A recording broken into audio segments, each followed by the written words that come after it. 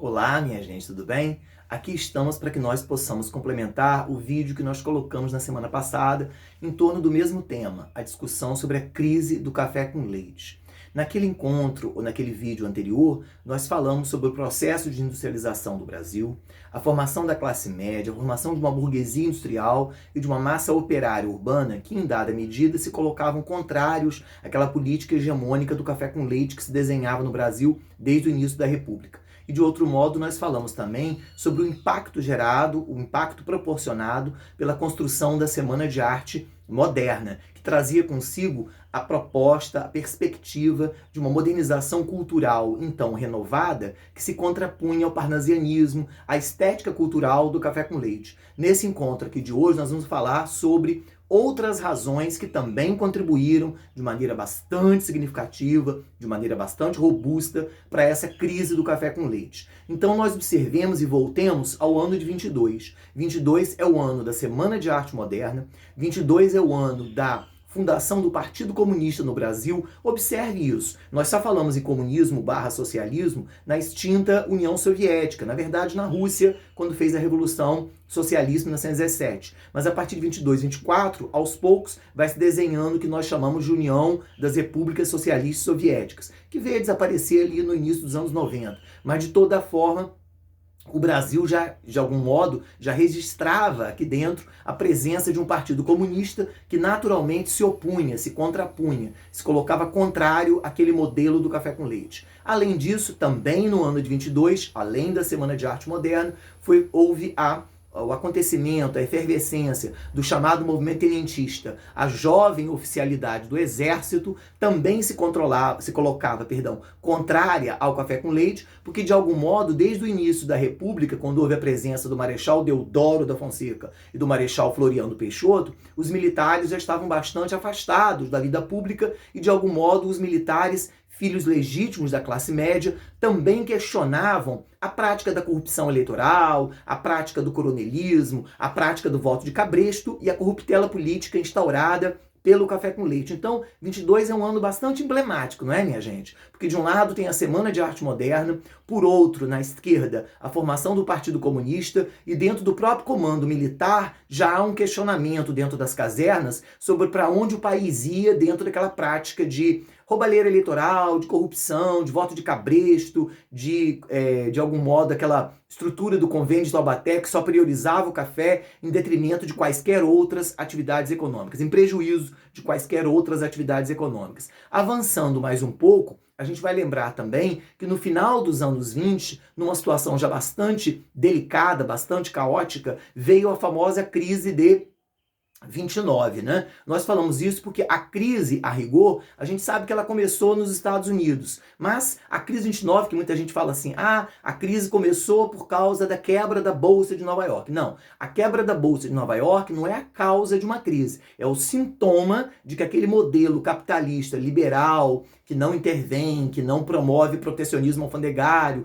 liberal, né? Que não promove intervencionismo, ele vai entrar em colapso. É uma crise que está se desenhando desde o final do século XIX, vai se agigantando ao longo do século XX, e em 29 é um estouro, porque do momento em que os acionistas começaram a recolher o dinheiro, porque não estão acreditando mais na capacidade de vida, de vivacidade das empresas, naturalmente as empresas sem dinheiro em caixa e sem poder usar o próprio mercado para poder se abastecer de novos capitais, várias empresas e vários bancos quebraram nos Estados Unidos. Apenas a título de curiosidade, mais de 3 mil pequenos bancos quebraram, para mais de 40 mil empresas abriram falência ou abriram concordata. O resultado disso é que a economia americana passa por um refluxo, né? Um momento de retração muito violento, entre 29 até o ano de 32. Situação que só vai começar a ser debelada nos Estados Unidos com a eleição do novo presidente, que é o Franklin Delano Roosevelt. E quando Roosevelt acaba sendo eleito, você vai ter a implementação do chamado New Deal, um novo acordo econômico para tentar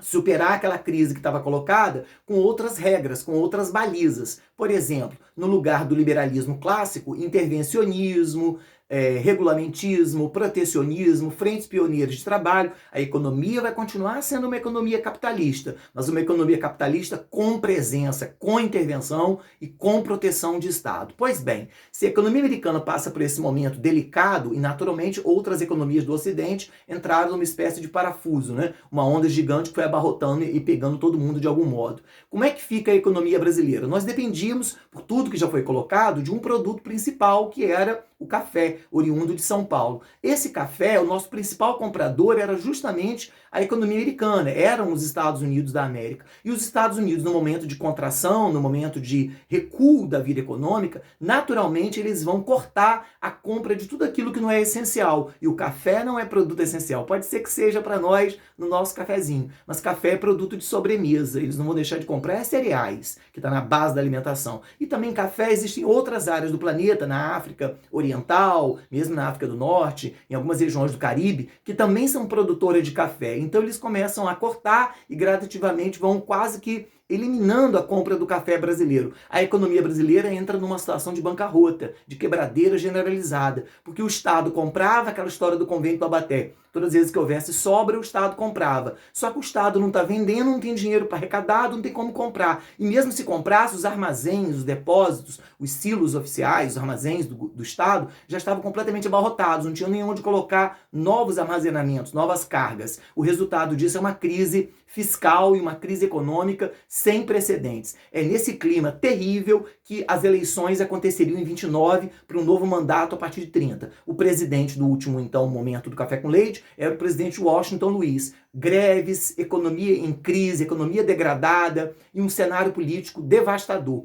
E aí ele lança o candidato dele, que é o Júlio Prestes. Não tem nada a ver com Luiz Carlos Prestes, o homem do comunismo, né? Júlio Prestes é o candidato paulista. Essa indicação de Júlio Prestes mostrava claramente que ele seria o candidato vitorioso, porque a máquina do café com leite iria operar, mas por outro lado, há uma insatisfação generalizada nas oligarquias do Nordeste, nas oligarquias do Sul, Paraná, Santa Catarina e Rio Grande do Sul, né, os grupos fazendeiros que nunca saem desse rodízio de Minas, São Paulo, e por outro lado também aquela galera toda que nós já falamos aqui, empresariado urbano, classes médias, operariado, a jovem oficialidade do Exército, comunistas, todos abraçam uma candidatura de oposição. Essa candidatura de oposição era a candidatura de um gaúcho, né, natural de São Borja, chamado Getúlio Vargas. Getúlio Vargas é o candidato das oposições. E ainda que Getúlio Vargas fosse o candidato das oposições, e supunha-se que Getúlio ia ganhar com uma larga folga, pelo volume de apoios que ele congregava, apoios muito heterogêneos, apoios que iam dos militares até classe média, de classe média comunista, de comunistas a intelectuais, de intelectuais até a oligarquia fazendeira do Nordeste. Getúlio congregava tudo isso. Mas quando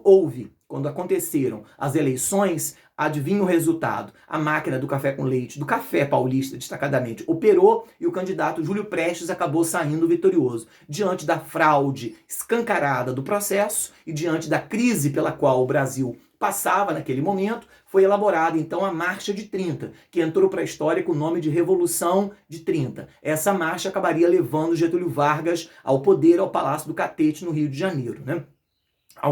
Muitas mil pessoas marcharam e acabaram derrubando, tirando lá de dentro o presidente Washington Luiz e dando posse por aclamação popular à figura de Getúlio Vargas, sem deixar que o presidente, aspas, eleito pela fraude, Júlio Prestes, chegasse ao poder. Bom, a partir de agora a gente entraria, no futuro do pretérito, num período importantíssimo da história do Brasil, que é a Era Vargas. Mas eu gostaria de antemão de dizer assim, como é que Vargas, homem de tantos poderes e de tantos grupos tão heterogêneos, iria governar? Será que depois que entra no poder, a porta do poder permitiria que ele governasse para todos? Será que seria uma estrutura, então, digamos assim, democrática para todos, heterogênea, que abarcaria, sambarcaria todos esses grupos? É claro que não, a porta do poder é estreita. Mas aí teríamos que entrar na Era Vargas, o que é o papo para o nosso próximo vídeo. Fica aqui meu muito obrigado, desejo que vocês tenham curtido, peço que vocês pluralizem esse canal, falem com outras pessoas, para que nosso trabalho possa prosseguir. Desde já, muito obrigado.